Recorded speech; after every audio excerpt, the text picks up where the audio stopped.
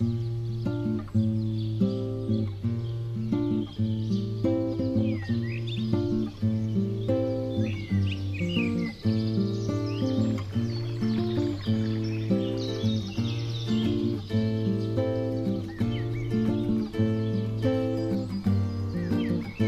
de la famille commence en 1849 dans la région lyonnaise.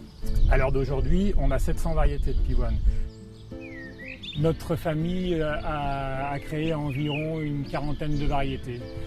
Il faut 7 ans pour avoir une première fleur, donc ça veut dire qu'au minimum, il faut 14 ans entre 2 générations.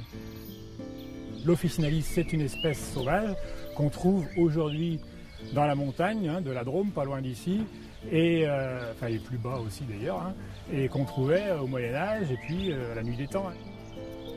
La pivoine officinalis et ses variétés étaient cultivées donc au Moyen-Âge dans les monastères par les moines, d'abord pour leurs propriétés médicinales et par la suite c'est arrivé pour leur valeur ornementale.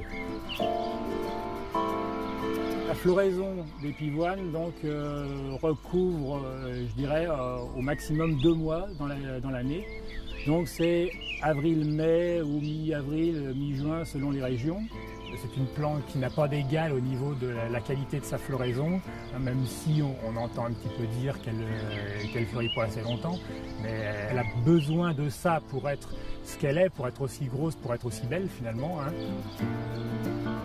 Elle a un côté à la fois un petit peu opulent par la multitude de pétales, mais elle est aussi légère. Elle est légère parce qu'elle est sensible un petit peu au vent, elle bouge à la moindre brise. Le parfum, il y a des variétés qui sont réellement parfumées. Vous avez des parfums de citron, vous avez des parfums un petit peu qu'on pourrait approcher du muguet, et il y en a qui sentent un peu la rose. Vous avez des parfums qui sont un peu plus frais, un petit peu plus campagnards. Ça sent un peu l'herbe coupée parfois.